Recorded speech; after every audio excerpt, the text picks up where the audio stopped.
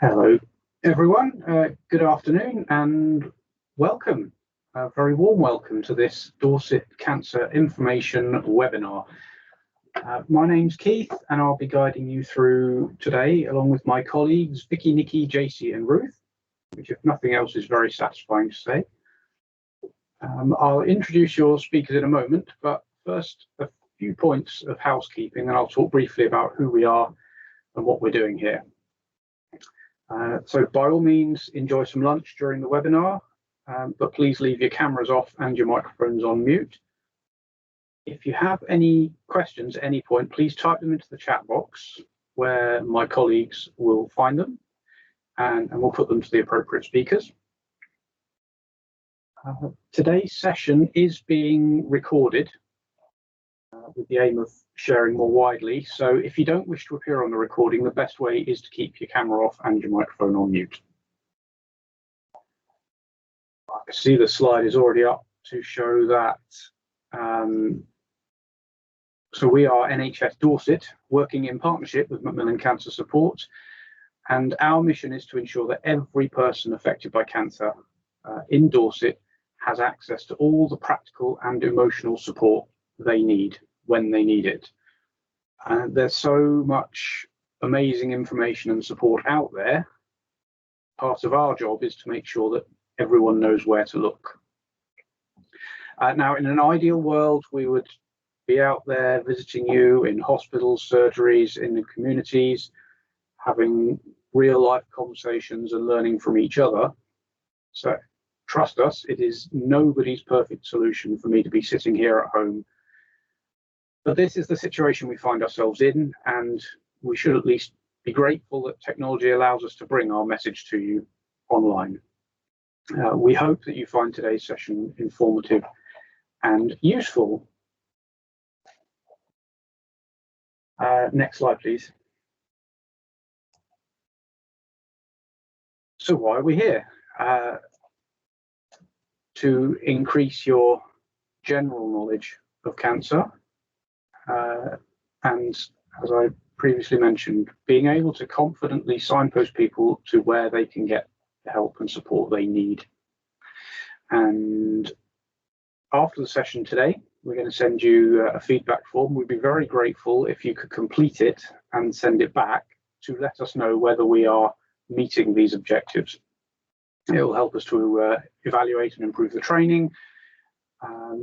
But please also feel free to email us with any questions. Right. Next slide, please. We have a good number of speakers today, starting with our Macmillan GPs, Dr. Susie Jackson and Dr. Debs Rose. We'll also be hearing from Sian, a cancer support worker, and Andy from Digital Champions. I will be talking to you about Cancer Matters Wessex, a new cancer information website, and we also have, I believe, a video from Tracy at Macmillan to finish off today. We should be here for around an hour. We'll be around afterwards if anyone wants to stay and ask questions. So I think at this point I'm ready to crack on and hand over to Dr. Susie and Dr. Debs. Welcome once again. Thanks, Keith. So I'm Dr. Debs Rose, and we have my colleague Susie, who doesn't have video today, but will be talking. And we're going to talk about cancer diagnosis and beyond. And that's going to cover what cancer is, a bit about cancer diagnosis and treatment, impact of cancer, follow-up of cancer, and personalised care. So what is cancer?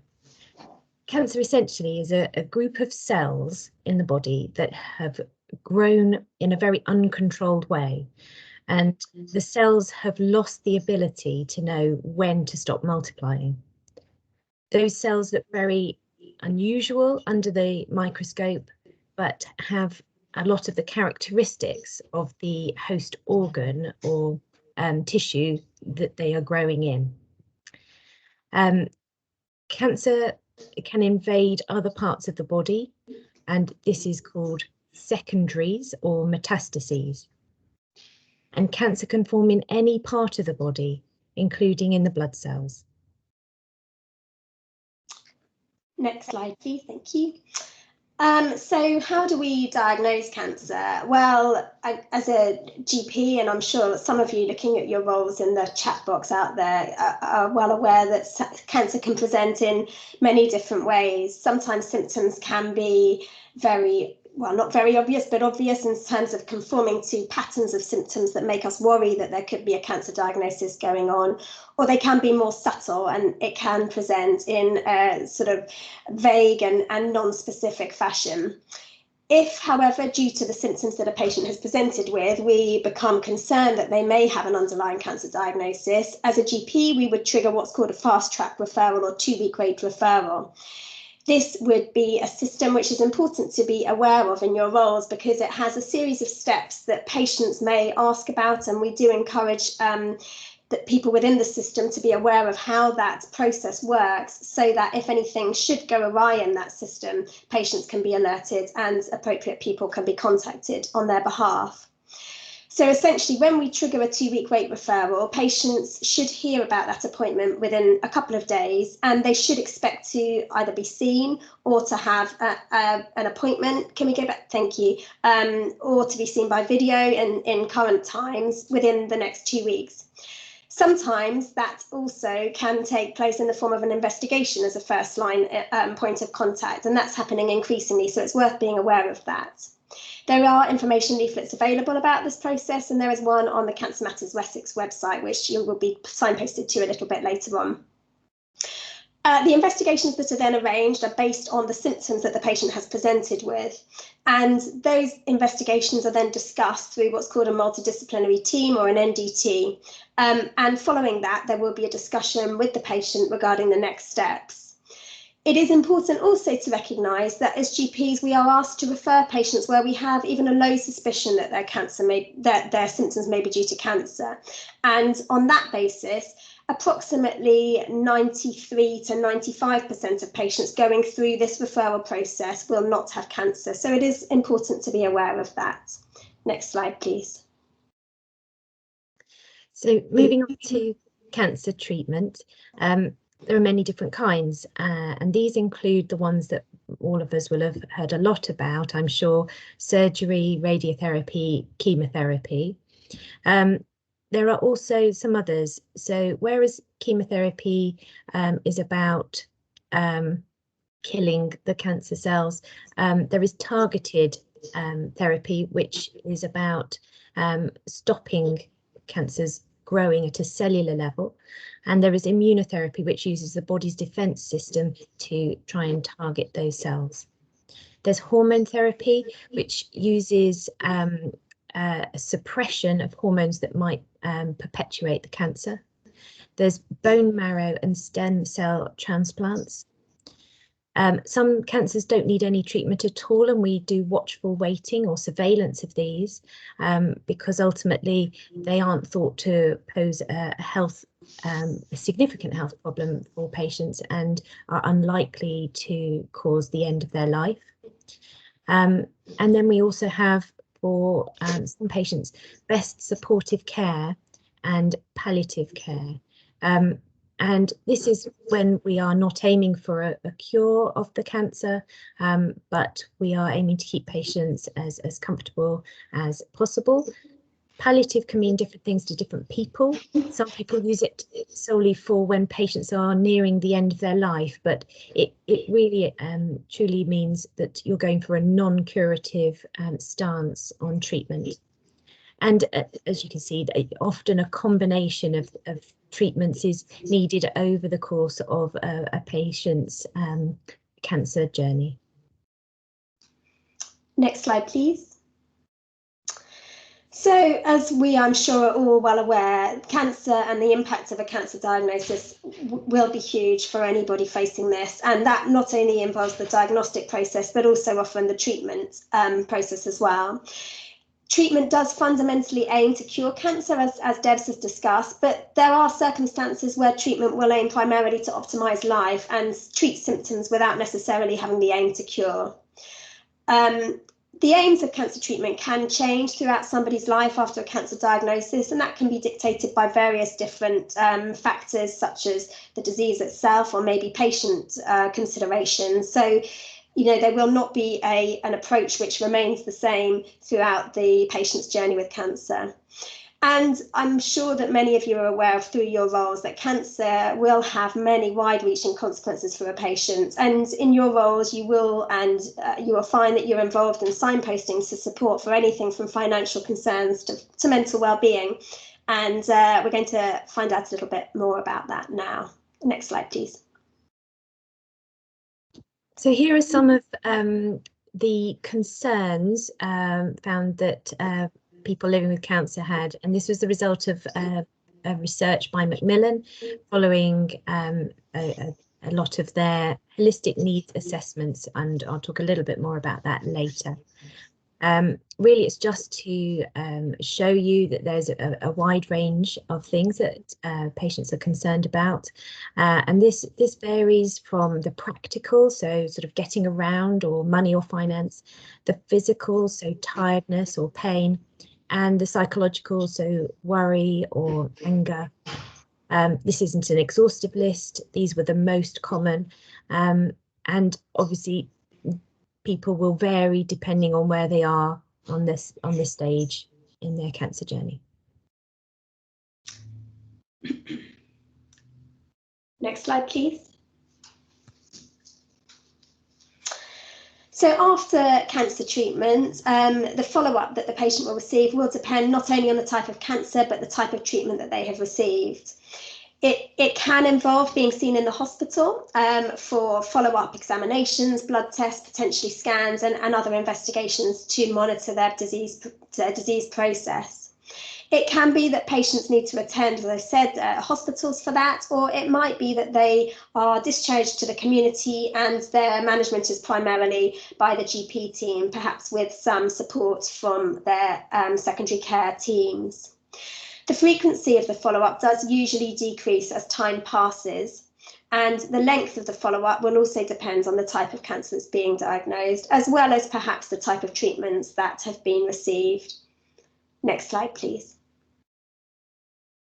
This slide is about the consequences of treatment. So this doesn't mean the side effects of the particular treatment. This means the more long-term consequences.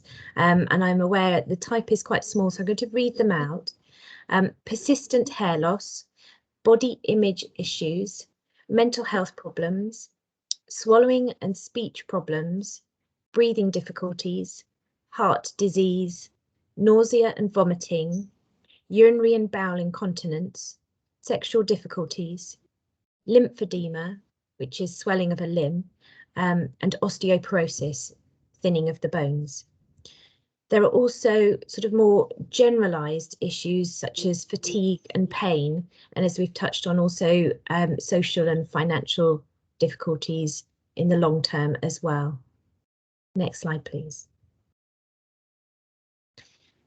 This slide really just makes a couple of points about how the way we think about people who have gone through cancer are living. The first point is about people with incurable cancer. So it used to be the case that if someone had incurable cancer, we thought they would probably die. However, now many people with incurable cancer are living really good quality lives with the right support and the right treatment. On the other hand, it used to be that we thought that people with curable cancer had their cancer cured and then were back to normal health and living well. And that certainly can be the case. But also, it can be the case that people who are cured of cancer have significant consequences for their health and have to live with that. Next slide, please.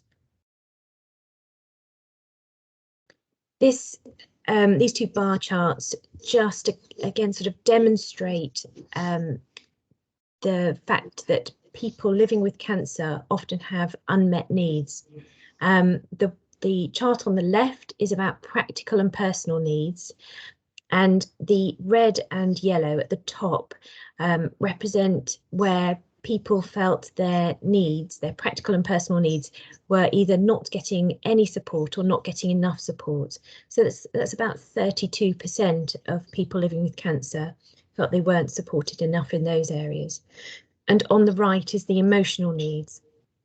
And again, the top two, the red and the yellow, represent no support at all or not enough support. And that's 45% of people living with cancer felt their emotional needs were not getting enough support. So they're large numbers. Thank you. Next slide, please. We wanted to introduce the concept of risk stratified care, and it may be something that you are already aware of through your roles, or it might be something that's a new concept to some of you. Essentially, this is a model of care which has relatively recently come into fruition in terms of cancer management. In days gone by, when we sort of qualified as GPs some years ago, it would have been the case that after a cancer diagnosis, patients would have traditionally been followed up by the hospitals, probably for quite a long period of time. Over recent years, there's been a move towards looking at the patient's cancer as well as other factors to consider whether they may be more suitable to be managed through self-care with support and open access. So you're looking at this slide in the green portion of the triangle, perhaps patients with less complicated underlying disease, or haven't got perhaps so many consequences of treatment, may be suitable to be managed with self-care and open access to their hospital teams. At the apex of the triangle at the bottom in the red part portion, there are the more complex cases where perhaps there is still requirement for ongoing management through the multidisciplinary team, or perhaps their diagnosis has been relatively recent in the recent past, and those patients would be very much more under the care of the hospital clinicians. So this model really looks to enable patients to have less frequent follow-up appointments and interactions with their hospital teams, but in a system that allows them to feel safe and supported. Underpinning this risk stratification model, there are four main sort of pillars. It relies on good project management, excellent clinician engagement, patient support, and remote surveillance. And we feel it's really important to flag this up because increasingly, as some tumour sites move towards this model, it may be that you're involved in talking to patients who are being managed as in the community with self-care. So it's worth just being aware of that structure. Next slide, please.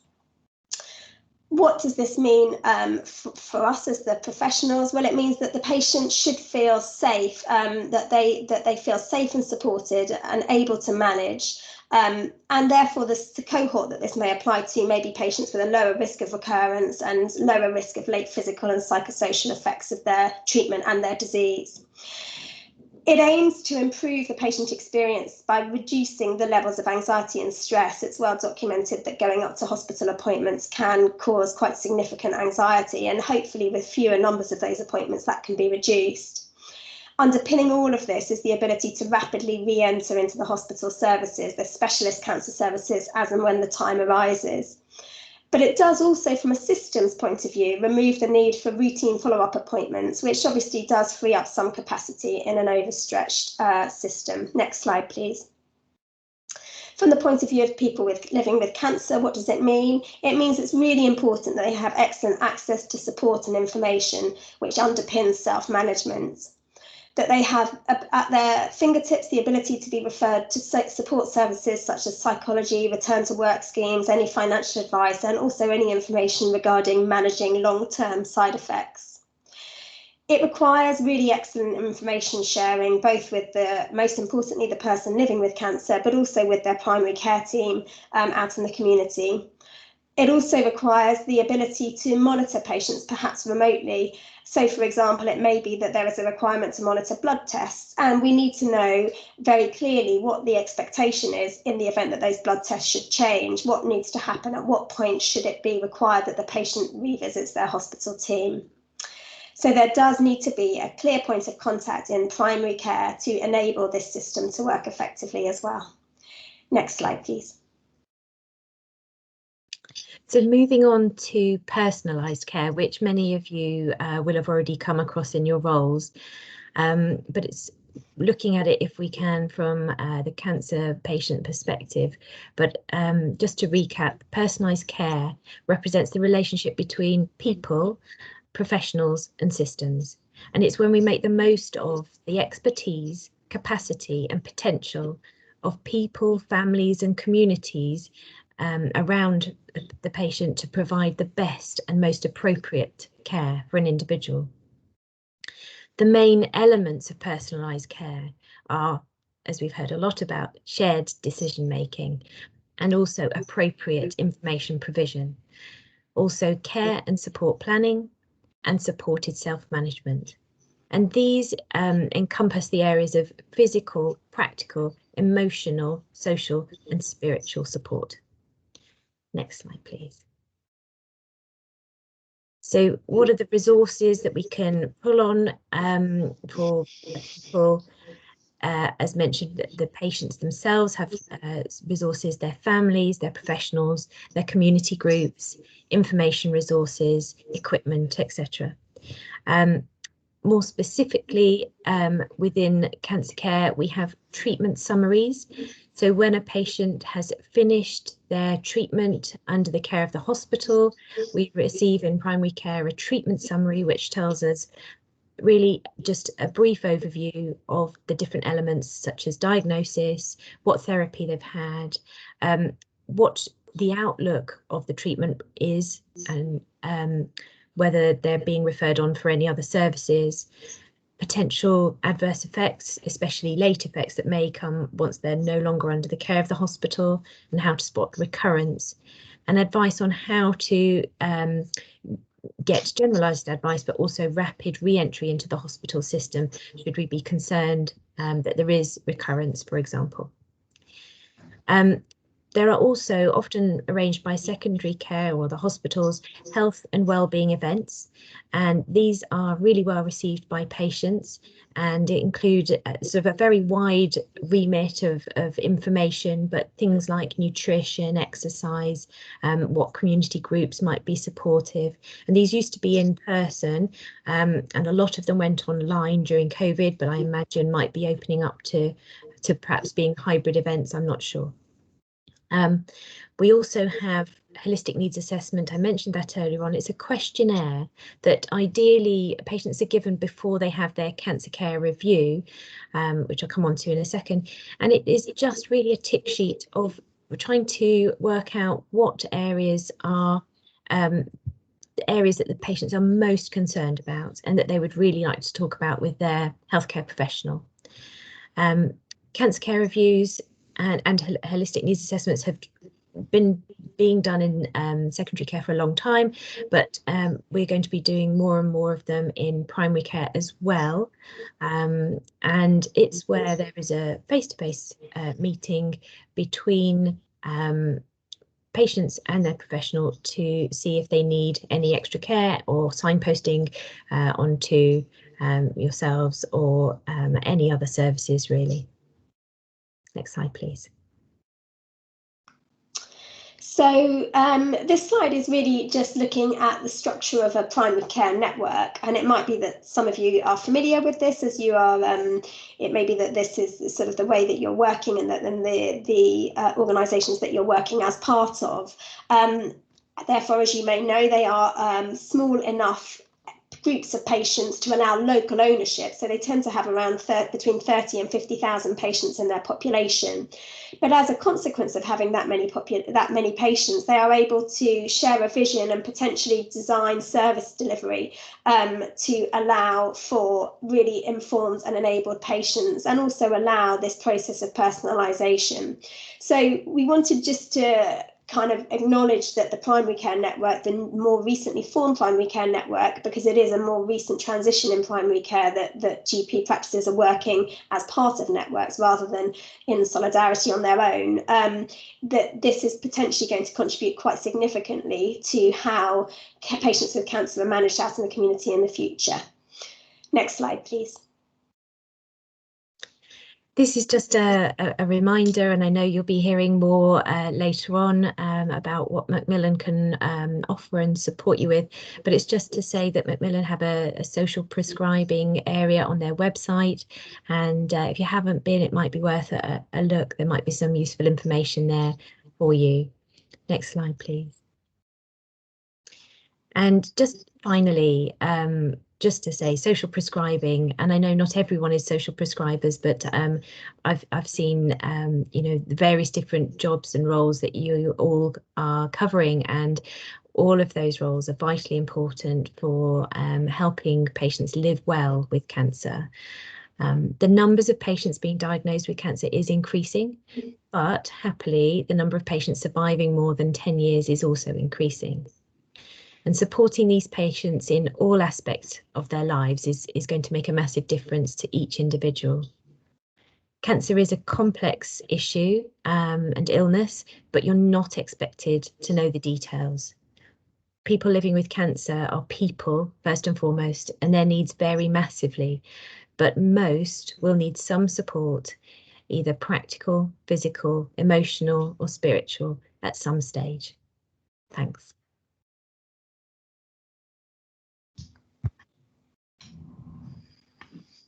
Fantastic. Thank you so much, Dr. Debs and Dr. Susie. Loads of information in there. Do we have any questions in the chat box for GPs?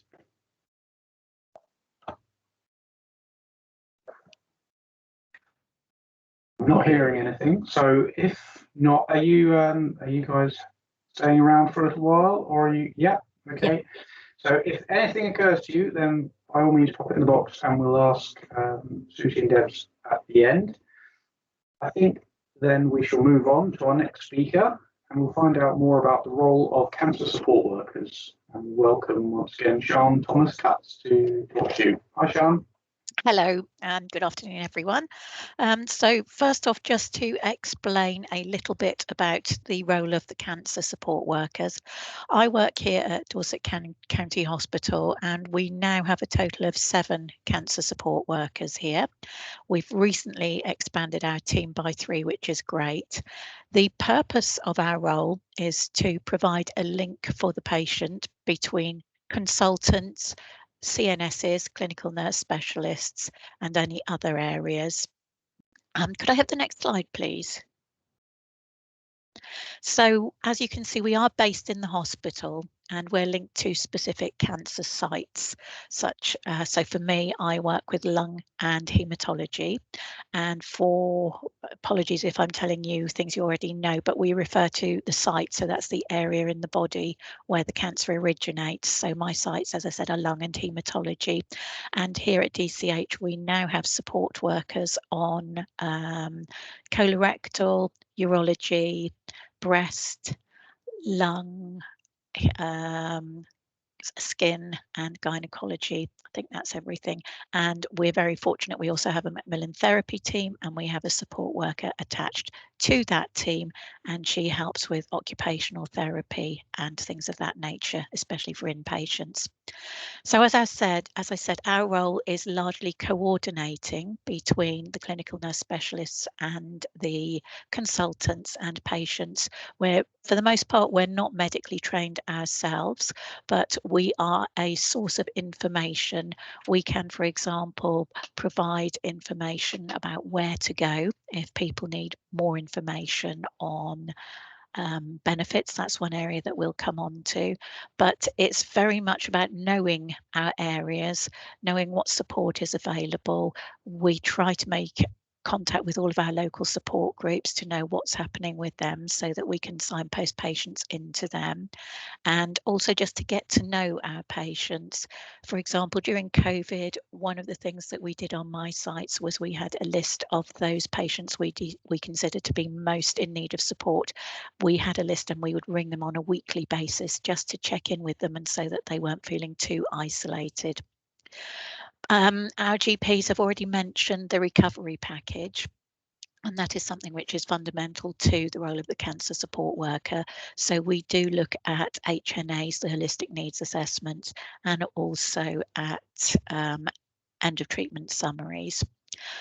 Again, the GPs talked about the health and wellbeing events, and these are something which we did used to do face to face, and we're now doing on a virtual basis. We did run one yesterday, and we'll be doing another one on, I think it's the 12th of June.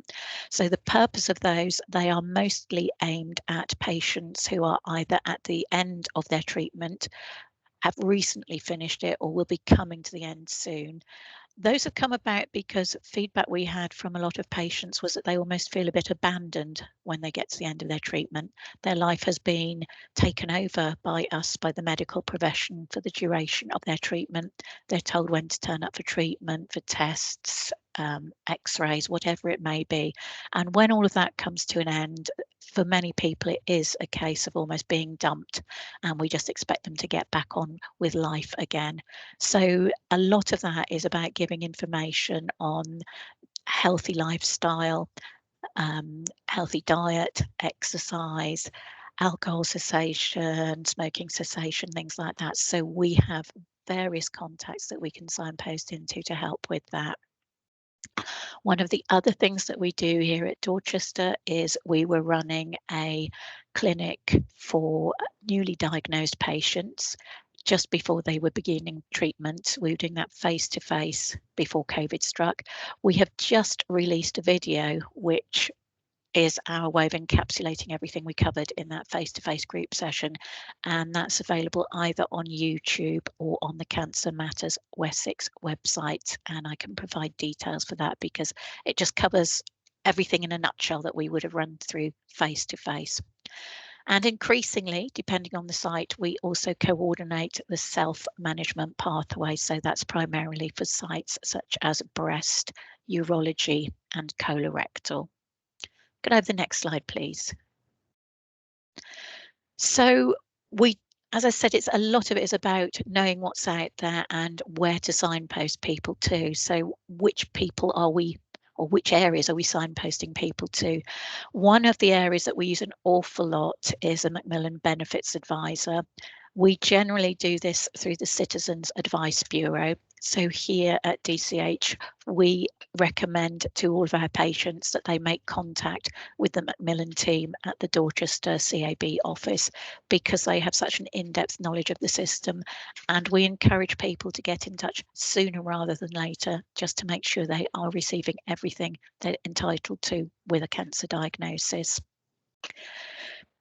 We can also help with fast track blue badge applications. So if somebody is being fast tracked in for treatment and they're quite debilitated, obviously a blue badge makes things a lot easier, and that's something that we can help with.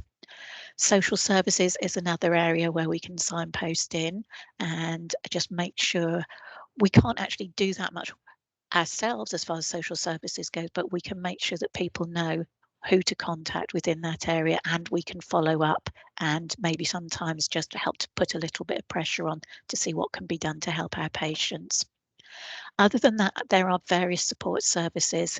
We're really fortunate here in the Dorset area that we've got many support groups, and they are invaluable to so many of our patients.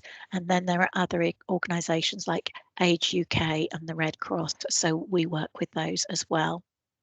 In addition to that, we signpost into counselling and wellbeing services. So here at DCH, we are very fortunate in that we have a counsellor who works with us in the cancer services department, and all of our patients and their partner are entitled to up to 6 one-to-one counselling sessions there. There is a bit of a waiting list, so we do find it helpful to know what other resources are around, and I know that some of the support groups also have access to counselling services, but at least we know where to send people. And as I said, the main thing is building that contact with our patients, providing that point of contact, because sometimes it's really frustrating when you call in to speak to a nurse and all you get is a telephone answer message. I have to say that most of our nurses here are really good. You might find it frustrating if you get a telephone message, but everybody sits down and goes through the messages several times a day, and they will get back to you as soon as possible. However, having said that, if you feel you'd like to speak to one of us support workers and get some answers that way, that's also what we're here for. And I think in a nutshell, that's it. So thank you very much, but please do let me know if you have any questions. Thank you. Thank you, Sian. That's a really good overview of the practical support that's available out there. And Sian and her colleagues have a vital role in signposting to all these places. I'm going to talk in a couple of minutes about a new cancer information website that we've set up for Dorset, Hampshire and the Isle of Wight. But before I do that, I want you to hear from Andy Taylor, who represents the Digital Champions, and I'll let him explain exactly what he does. Over to you, Andy. Thanks, Keith, and good afternoon. Yeah, I'm a digital champion. Digital Champions was set up by Dorset Council 4 or 5 years ago now, when fibre broadband was first coming into the council area, and they wanted somebody to sort of support it and promote it and be advocates and so on and so forth. It grew into the organisation that it is today, which is about 70 or so volunteers across the whole county. And we've done a number of different things, but in particular, the one that's perhaps most relevant here is providing help and support to people who are struggling a bit with the digital world. We're all being forced to go into the digital world, whether we like it or not. Some of us are happier with it than others. And we recognise that there are people who were struggling a little bit and wanting to get some assistance and help on how it all works. They used to operate out of libraries. They used to operate out of doctors' surgeries and community centres and places like that on a face-to-face basis, and very often just a drop-in basis. They'd sit there in the library. I certainly used to sit in Sherborne Library, for example, and people would turn up and say, I've got a problem with my laptop, I've got a problem with my tablet, my brand new phone, whatever it might be. Can you help me sort it all out? And we do our very best and usually get them up and running again fairly quickly. Clearly, when the pandemic came along, things had to change. We weren't allowed to meet people, the libraries weren't open anyway. And so Dorset set up this digital hotline, a number of which you can see on the screen here. This was the idea was that people could call into this hotline and get help over the phone. And it operates, as it says, weekdays, 10 o'clock till 12 o'clock. And there's always people on the end of the phone. The process is very straightforward. You call the number, you get put through to somebody who then asks some very straightforward, simple questions to begin with, just to make sure they got the understanding of what the problem is. And then they will redirect that call to somebody who can hopefully answer it and sort it all out for them. So there's a little bit of that sort of triage in the first place to make sure they get the right people. I should add that the champions, who are all volunteers, who are all just people who grew up in computing and know a bit about it. We're also supported by the technical expertise of the council, so there are some real techie experts, if you like, on the calls as well, available to assist with particular technical problems. And that's been working very effectively. It started in March last year, and it's going to continue. Despite the fact that we're now beginning to open up a little bit, it was felt that actually it was still serving a very useful purpose. And the sorts of calls we get, well, they vary hugely. Simple things like, how do I set up Zoom on my tablet? Or why can't I hear my daughter when she calls me on my phone when I'm trying to use WhatsApp, or whatever it might be, through to things which are more complicated. I've got a problem with a virus or some sort of idea where we can help them sort out the technical issues that they have with their device. Perhaps it's a new device, and we can understand where we can go from that. The whole idea behind it is, as I say, to do it over the phone. That is challenging, as I'm sure you can imagine, because when I say to somebody, can you tell me what you can see on the screen? They'll usually tell me what they think they can see on the screen, but it's often not what I want to know about, and it's perhaps not what I ought to see or what I think ought to be there. I'm trying to double guess what it is they're telling me. But we do try and get most of them sorted out. We've had a pretty good success rate by and large, and we've had some people who've come back time and again and said how helpful it had been to talk through these issues and get some technical advice. We are, of course, totally independent. We've got no axe to grind about whether Apple's better than Macintosh or anything else. We just help as best we can. As we begin to open up, It is intended that the face-to-face sessions will start again, and indeed some of the large libraries, such as Bournemouth, Dorchester, I know of, are beginning to run those face-to-face sessions once again. And I see somebody's asked the question, do we cover the BCP area? The answer is yes. We cover the whole of the old, what used to be the old Dorset County Council, so the whole area. And in fact, I think, to be honest with you, if somebody called from slightly outside that area, they probably wouldn't put the phone down on them. It's a service that's there and available. So we're happy to help if we possibly can. The online services, the face-to-face services are going to have to be booked because we're going to have to do cleaning and wear PPE and all the sort of things that you're very familiar with, probably far more than I am. But those will nevertheless will begin to start in the larger libraries to begin with, and then as rules permit, then the smaller libraries where there's less space, they can begin to do the same sorts of things. But I stress this digital hotline that you can see the number for there, that will continue even though these other face-to-face services are beginning to open up. If anybody has any questions about any of that, then by all means drop them into the chat there. Other than that, thanks so much indeed, Keith, and I'll stop there. Great, thank you, Andy. As you can see, it's a really important service to be providing, especially at the moment, and it's a good context in which to introduce the Cancer Matters Wessex website, and I will try to gain control of the screen so that I can show you. We realise that launching a website is only useful if people are able to see it. So we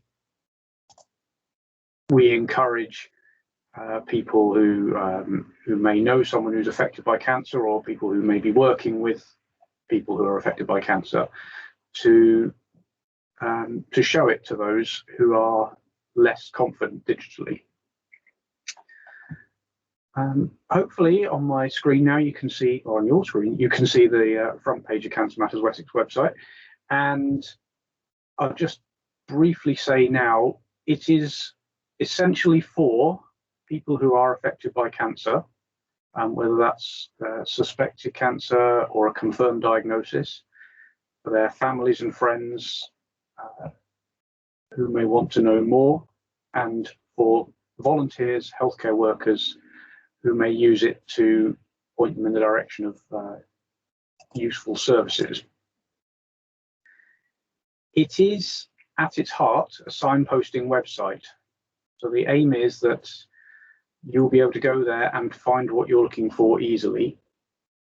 So it'll have lots of links to other sites and services, especially lots of Macmillan cancer support, the NHS, Cancer Research UK, and some of the more, the cancer charities, Prostate Cancer UK, Eve Appeal. And in addition to that, we formed a partnership with the Cancer Care Map, which is a national searchable directory where you can put in your postcode on Cancer Matters Wessex, and it will take you through to the Cancer Care Map, where you can put in searches based on keywords or service types. I'm going to give you just a few examples then of other sorts of things that we offer. So if you've received a diagnosis of cancer and you want to know what might happen next, we have some cancer pathways which give more information about types of cancer. Again, lots of links to support organisations, tells you who you might meet on your pathway and what may happen at each stage. This isn't to replace talking to your cancer care team, but it should provide useful context, and you can find out as much as you want to yourselves. Just to call back to what Sian mentioned earlier, we have a number of videos, including the Cancer Information Support Clinic. That is all on there, as well as a video from the Living Tree, which is a a cancer support group based in Bridport. You're actually going to be watching this video later on if you stay till the end. We have information about what happens when your GP suspects you might have cancer and refers you to hospital for further tests. All this information here in various formats you can download, read, print off, however you choose. And for those who are either affected by cancer or are just looking for general information about living more healthily, we have a page about keeping well, the things you might do to eat more healthily, to be more physically active, to give up smoking. There are links to organisations that can help you, links for more information, national campaigns. There's loads of stuff on here, and I won't take you through all of it because we simply don't have the time. The website is still under development, and I would encourage anyone to go and have a little look around, and there is a contact us form, so if you have any questions about any of it, let me know, and we'll bear that in mind for future development. That is all I need to say about Cancer Matters Wessex right now. So I will stop sharing my screen.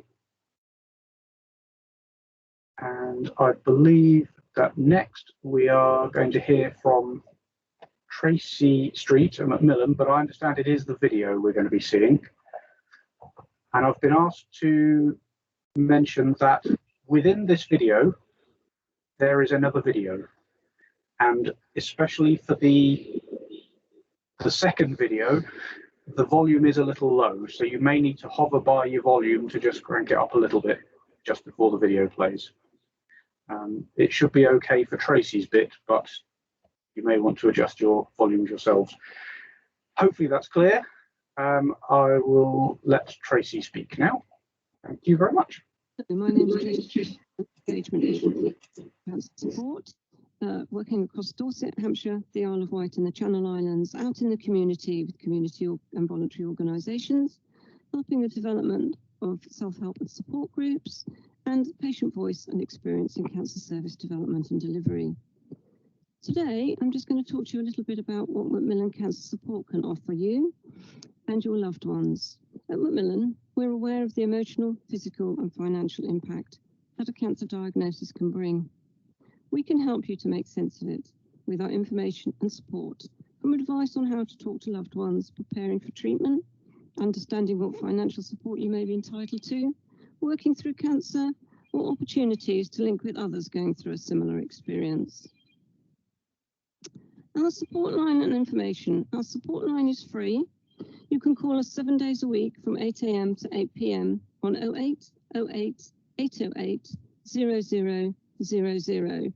You will go into a triage service and you will be matched with somebody who can help you, whether that's for emotional support, financial support, working through cancer, our telephone buddies, or whatever it is that you need to talk to someone about.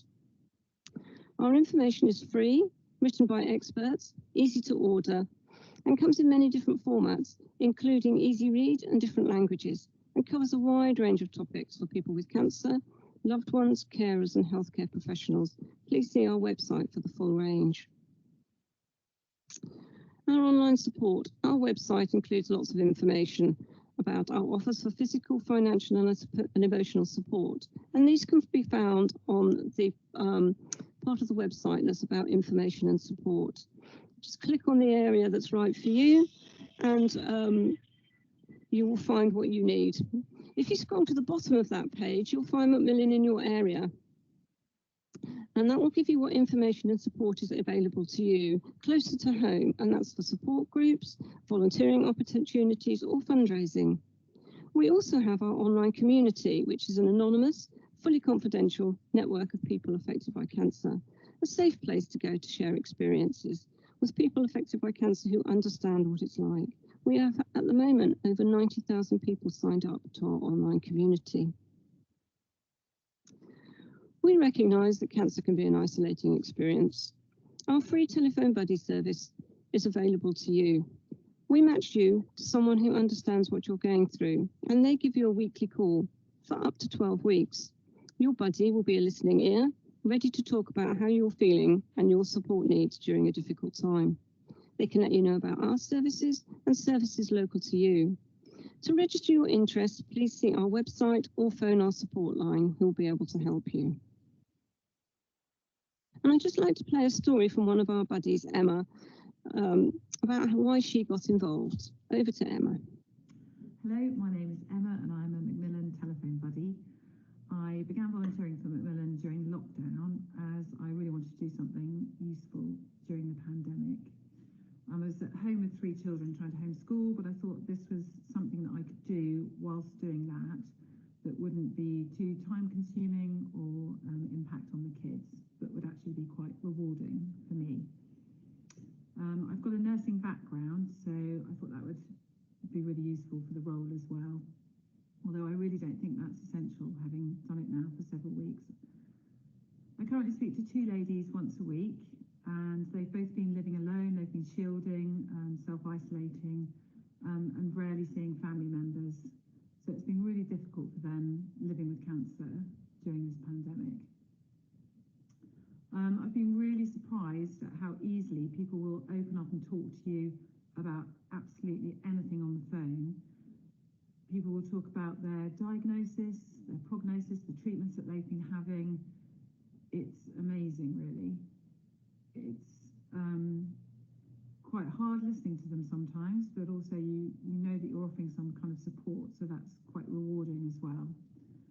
We talk for any length of time, and it can be anything from 10 minutes up to an hour sometimes, and we talk about their illness, but we also talk about friends and family and meals that we're cooking and how we're going to do our Christmas shopping this year. So it can be absolutely anything, which is quite nice for them to be distracted from actually what's going on in their lives. It's a really rewarding volunteering role, and I think that, you know, it's something that can be done by anybody. You just need to be able to listen and chat about lots of different things. You need to have empathy and sympathy. But I'm really glad I've done it.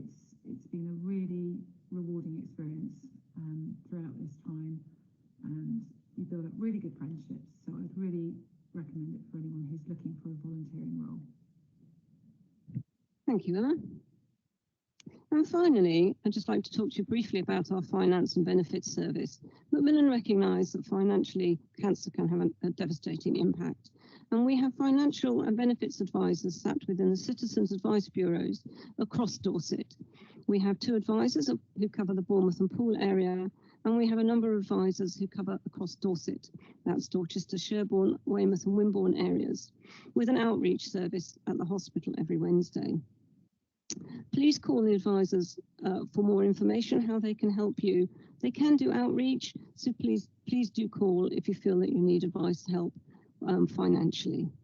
Thank you very much, and thank you for listening.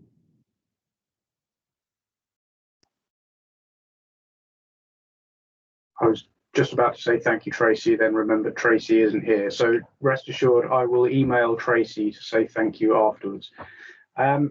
Good. I hope that was informative. I think we've reached the end of our scheduled speakers. So let me just say thank you all for attending today. I really hope you have found it useful. A quick word to say that cancer services within the NHS are open, and early detection leads to better outcomes. So if you or anyone you know is worried about any cancer symptoms, then please make sure they contact their GP. Appointments might not be face-to-face in the usual way, but you can use systems such as eConsult, which are described in detail on your surgery's website. Please remember to complete the feedback form, which I gather someone will be posting a link to in the chat. We'll email it out as well, just in case anyone would prefer that. And finally, we will show you this video from the Living Tree Cancer Support Group. It's about 5 minutes long. If you want to stay and watch till the end, you'll be very welcome. And we will be around to answer questions afterwards. If you need to leave, then goodbye and thank you for coming. Right, I'll hand over to the video. Thank you very much.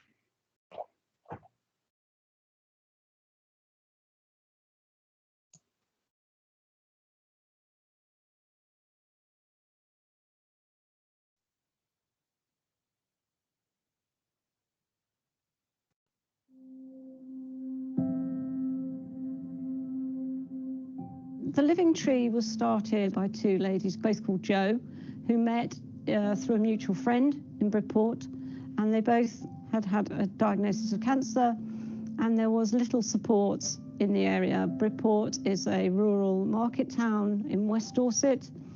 By December of 2012, we had our very first sort of fledgling group that started meeting.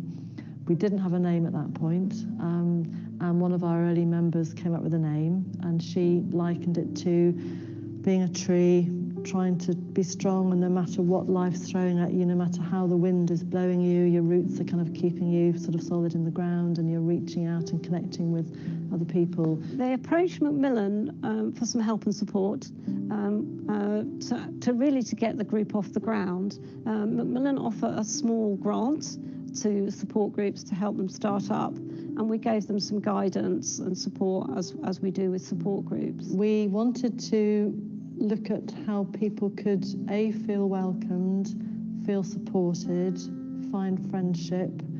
So it's very much a social group where we've got access to a kitchen. We've got this lovely room where people can come and have one-to-one therapies. So we have complementary therapists that can come and give you some quiet space if you need it. But in the main room next door, we have a succession of different speakers, different creative activities that we do. We have writing workshops, art workshops. We have talks on nutrition and diet. We also do a stepping out exercise scheme. That's something that's grown as an offshoot from this. When I came to Living Tree, I realised that people who were working didn't have the opportunity to visit Living Tree during the day. That's why we started the Thursday night group. We have a ambling group, we have table tennis groups. But if anybody comes up with a really good idea and others encourage them, then we will take it on, we will run with it. I was told about Living Tree by my cancer nurse specialist, but I didn't go for over a year. And I think I had preconceived ideas about what a cancer support group was. So when I went, I needed to go. I needed some support. And it was that walking through the door, not knowing what to expect. And yet Living Tree is great because it's so diverse. Because it's cancer generic, so it's every form of cancer. People within the Living Tree are diverse as well, so there's people from all walks of life. We were doing things like creative writing and talking about nutrition and fatigue and all sorts of the things that we do. And there were always people around, a cup of tea. And if you were too tired, somebody always noticed. I don't know how it happened, but there was always somebody. We have found working with the Living Tree has been hugely beneficial. So the Living Tree members have come out in the last 12 months with our mobile information support team and supported us at events, which has actually been really empowering and amazing. Well, I've had the opportunity of doing some things with Macmillan, where Macmillan have used the Living Tree as an example of how a cancer support is. And so I went to North Wales, to the North Wales Cancer Forum, to talk about the Living Tree. And I went to Northern Ireland to the Macmillan conference. I couldn't have believed that what we had to say had such an effect on people and was so positive for other people, which in turn helped restore my confidence in me. They are a group within the community and the community support them. So the community fundraise for the Living Tree. The Living Tree always go to Bridport events, so they'll always have a stand, they'll always be there. So they work together in partnership with their community, and they're very much part of that community, and that's what makes the difference. The friendships and the camaraderie just sort of speak for themselves, I think. Immediately felt welcomed. Felt that I was with people who actually cared about me. I was a stranger, but they actually cared. I feel very positive about the future. I'm living with cancer. My cancer will return one day, but I know I've always got the Living Tree here to support me and look after me. it made me happy. It just helped me to get to know who I was. I think just because of being with other people, and I started to feel I had something to offer them. The Living Tree has helped me get on with my life and really has changed my life. And I just feel as if I've widened my circle of friends since I've been coming. They seem to go away physically just feeling better.